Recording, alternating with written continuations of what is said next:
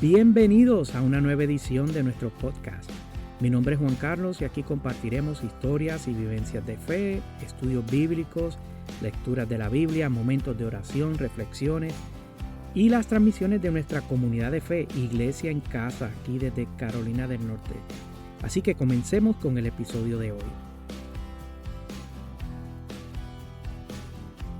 Padre, en el nombre de Jesús, Señor, gracias por la oportunidad una vez más de venir delante de tu presencia y pedirte, Dios, que la palabra que compartamos en el día de hoy sea de bendición para alguien, Señor, que traiga esperanza, que traiga transformación, que traiga, Señor, conexión contigo, que el Espíritu Santo la utilice para cambiar el corazón de alguien, Señor, alguien que escuche esta palabra. Gracias por el privilegio de hablar de ti, de tus amores, de cuánto nos amas, Señor, y cuán intencional eres para con nosotros, Señor. En el nombre de Jesús yo te doy gracias, gloria y honra. Amén y amén. Yo me imagino que cuando alguien está escribiendo una canción, la escribe porque está siendo inspirado en ese momento, ¿verdad? Pero yo no creo que mida o tenga ni siquiera una idea de cuánto impacto va a crear esa canción cuando la escribe. Eh, yo no creo que nadie que haya compuesto una canción diga, esta canción que estoy escribiendo hoy, yo sé que va a ser cantada por generaciones o cosas similares. Perdón. La Biblia tiene un salmo que es una canción que se le atribuye al rey David, que dice un asunto profético, dice una expresión profética que resuena al día de hoy y es precisamente lo que Dios utilizó para manifestar con la semana que conmemoramos en este tiempo que comienza con el día de hoy de la conmemoración. Y yo estoy hablando específicamente sobre un versículo en particular que se encuentra en el Salmo 118, que como les dije, se le atribuye al rey David, precisamente ese verso 25. Y es una expresión bien corta, parece una frase que está dentro de esta canción que fue compuesta. Dice, Señor, te ruego, danos la salvación. Señor, te ruego, concédenos la victoria. Puede ser que ni siquiera, bueno, puede ser, no, ni siquiera sabemos las notas en que se tocó eso, o el tono, o el ritmo que le dio, si había percusión o no, si habían flautas o qué instrumento musical había, o trompetas en aquel entonces cuando se cantó este himno por primera vez, pero lo que sí sabemos es la profundidad profética que descarga esta expresión. Esta expresión que originalmente era una canción, pero también es una oración. Una oración es una oración que está proclamando un asunto profético. Siglos antes se estaba haciendo esta declaración profética y luego fue gritado por las multitudes cuando Jesús entró en Jerusalén. Qué poderoso es esto. Entonces, ¿qué provocó este momento de expresión cuando Jesús entró en Jerusalén y el pueblo lo adoró de la manera que vamos a repasar en el día de hoy? Bueno, que activó la culminación del plan redentor y precioso y merecido que Dios tenía para con la humanidad. Ese momento, esa semana antes, ¿verdad? Ese domingo, ese momento que Jesús experimentó, estaba activando el fin de ese plan redentor como nosotros lo hemos experimentado y lo hemos recibido. Hoy, que no es un domingo cualquiera, ¿verdad? Porque hoy precisamente conmemoramos eso, conmemoramos la entrada triunfal de Jesús a Jerusalén. Ese momento que él fue recibido como un rey. Y me gusta mucho lo que tengo aquí en las notas porque decía que fue recibido como un rey, aunque su trono fue un burro. Y la alfombra con lo que le recibieron eran las mantas y las ramas de palmeras o de palmas que le ponían a sus pies. Así que hoy nos vamos a enfocar en el relato precisamente del Evangelio de Marcos, capítulo 11, que no solo es una historia, sino es un llamado para recordar cómo podemos usar lo que tenemos a nuestra disposición para adorar y honrar a Dios y clamar por salvación.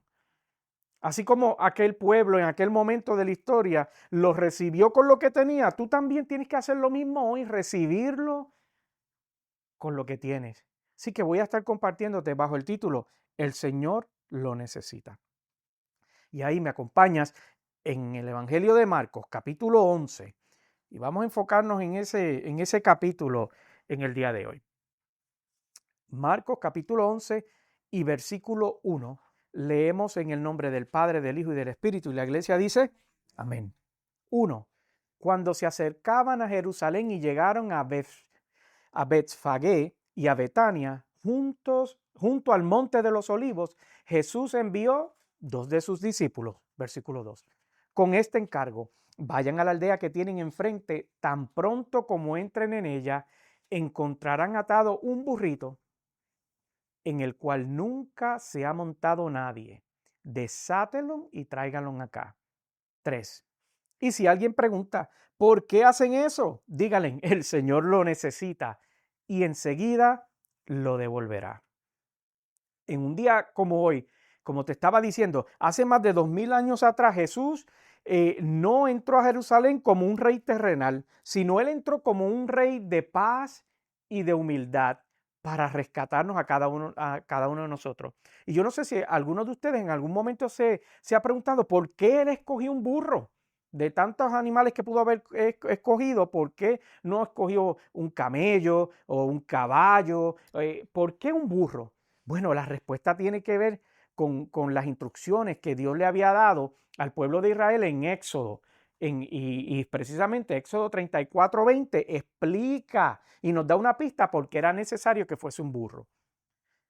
Éxodo 34:20 dice: deberás rescatar a todos tus primogénitos. Habla del plan redentor ahí. En este caso no era de la humanidad, sino era de la primogenitura. Al asno primogénito podrás rescatarlo a cambio de un cordero. Mira qué poderoso, qué evento profético ya se estaba dando en ese momento. Pero si no lo rescatas, tendrás que romperle el cuello. Nadie se presentará ante mí con las manos, ¿qué? Vacías. Éxodo 34:20 le está diciendo, mira, es necesario que tú canjees un cordero por un burro. Y todos nosotros conocemos que Jesucristo es el Cordero del mundo. Por eso era necesario que hubiese esa interacción donde Jesús se intercambiara con ese burro. El asno debía ser redimido con la vida de un cordero o tendría que morir. Entonces, ¿qué es asunto de este burro? Bueno, que el burro representa lo común, lo que es impuro, lo que no califica. Pero aún así Jesús lo escoge para entrar en él, lo escoge como modo de transportación para tener esa entrada triunfal. Y lo mismo hace contigo y lo mismo hace conmigo. No busca lo perfecto, sino aquello que está disponible. A veces nosotros nos enfocamos y tratamos de aspirar a una perfección para poder tener un encuentro profundo con Jesús. Y Jesús te dice, no, yo no estoy buscando lo perfecto, yo estoy buscando lo que está disponible.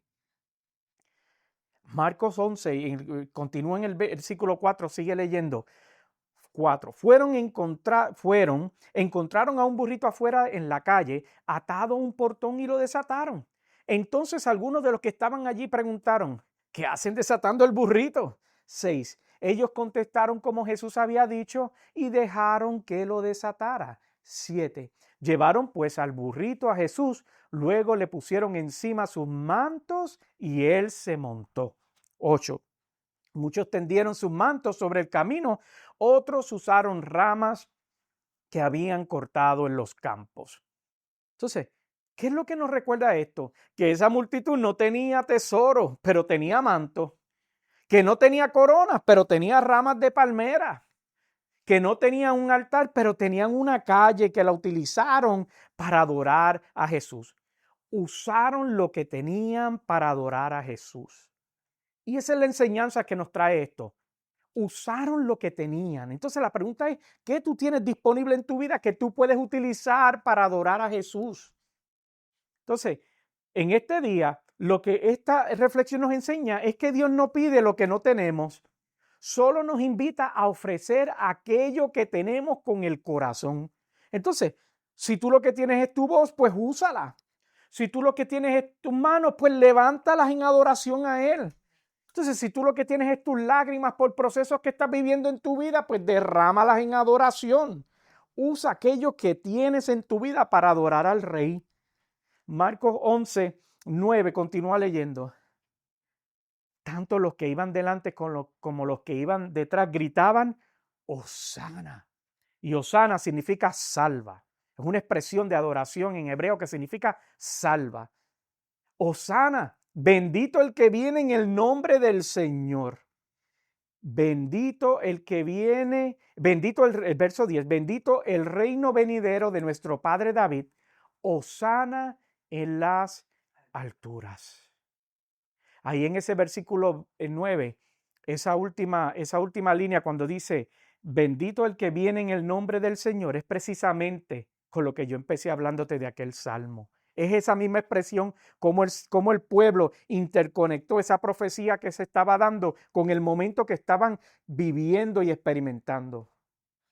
Hosana no es solo una palabra bonita. En realidad es una oración cargada de urgencia, de necesidad, es un clamor desde lo más profundo del ser, del interior de las personas, desde el alma, diciendo, sálvanos ahora, Señor, necesitamos tu salvación, necesitamos tu intervención. Entonces, hoy como ellos, también nosotros tenemos razones para clamar hosana. Tenemos que decir, o podemos decir, Señor, necesito que salves mi casa. Señor, salva mi ciudad. Señor, salva mi alma. Señor, salva mi familia. Señor, salva mi comunidad. Señor, salva. Nosotros tenemos la misma urgencia que tuvo aquel pueblo de decir, hosana, pero ahora con una necesidad totalmente diferente porque ya el precio fue pagado. Esa entrada triunfal que leímos no fue solo un desfile, fue una declaración de que el Salvador del mundo había llegado. Fue una manifestación de una profecía que Dios le había dado allá a Adán y Eva, donde les había hecho promesa que él iba a redimir la humanidad a través de su simiente y estaba siendo manifestada en ese momento. Volviendo allá a Éxodo 34, 20, esa parte final de ese versículo donde dice, nadie se presentará ante mí con las manos vacías. Era la expectativa de Dios y sigue siendo la expectativa de Dios. Y aquí no se refiere a asuntos materiales, se refiere a asuntos de tu vida, de ti, de tu persona. Hoy es el día de la entrada triunfal donde lo conmemoramos y nosotros no venimos con palmas reales ni tenemos incienso caro para prender y cosas así ni por el estilo, pero lo que traemos es algo más valioso porque traemos nuestros corazones, traemos nuestra fe, traemos nuestra disposición, traemos nuestras vidas, nos rendimos ante Él, no tenemos una palmera porque ahora utilizamos nuestra propia vida donde la rendimos ante Él. Y no importa si eres como ese burro que nadie ha usado, ¿verdad? No estoy diciéndole aquí a nadie que es burro, pero haciendo la comparación. Si tú te pones en las manos del Señor, Él puede usarte para mostrar su gloria. Y concluyo con esto. Hoy nosotros celebramos el inicio de la semana más poderosa en la historia de la humanidad. Yo hago una admisión aquí. Yo no siempre he sido fiel de la conmemoración de la Semana Santa.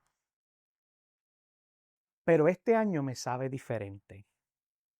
Me sabe diferente porque nada más pensar en estos eventos, nada más pensar esta expresión del pueblo donde Jesús estaba aquí a días que iba a ser crucificado, o sea, cerca del viernes donde iba a ser crucificado. Y yo pensaba y reflexionaba sobre esto y decía, este empuje final que Jesús necesitaba para decir, lo estoy haciendo por ellos.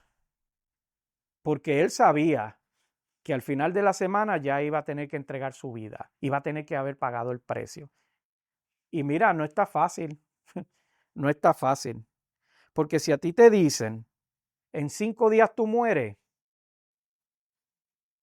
yo creo que lo menos que tú pensarías en redimir a nadie, ¿verdad? Pero aquí estaba él, recibiendo la adoración de un pueblo agradecido, que el Espíritu Santo le estaba revelando quién era él en ese momento. Y por eso tenían que utilizar lo que tenían para adorar a Jesús. Jesús entró a Jerusalén sabiendo que iba a ser sacrificado. y aún así lo hizo por amor. Entonces, ¿qué es lo que él hace en la actualidad? Bueno, él sigue buscando esos burros disponibles y sigue buscando esas multitudes que están dispuestas, que digan, Señor, yo no tengo mucho, pero lo que tengo te lo doy. Hosana, sálvanos ahora. Puestos de pies. Aleluya. Santo eres Dios. Madre, mis palabras se quedan cortas para describir la profundidad del agradecimiento que tengo de ti. Hosana, Señor. Hosana. Hosana mi casa. Hosana mi familia. Hosana los míos, Señor. Hosana mis amigos. Hosana mi ciudad. Hosana aún a las personas, Señor, que no tienen una buena impresión de mí. Hosana, Señor, sálvalos. Sálvalos. Sálvanos, sálvame, Señor. Hosana de mí mismo, Señor. Hosana, Señor, de esos momentos que creo ser sabio y no lo soy. Que tomo decisiones equívocas, Señor, que en vez de acercarme a ti, lo que hacen es separarme de ti, Señor. Sálvame de esos momentos, Señor. Sálvame de los momentos de debilidad donde dejo que mis deseos sean más fuertes que mi amor por ti. Sálvame de esos momentos donde dejo que mis emociones sean más fuertes que mi amor por ti. Señor, sálvanos, Padre. Gracias por tu sacrificio en la cruz del Calvario. Gracias por tu amor. Gracias por tu amor. Gracias por tu amor. Por ese amor inmerecido, Señor, que tú decidiste regalarnos. Gracias, Padre, por ese plan perfecto que solo tú podías haber orquestado. Gracias por tu misericordia, Señor.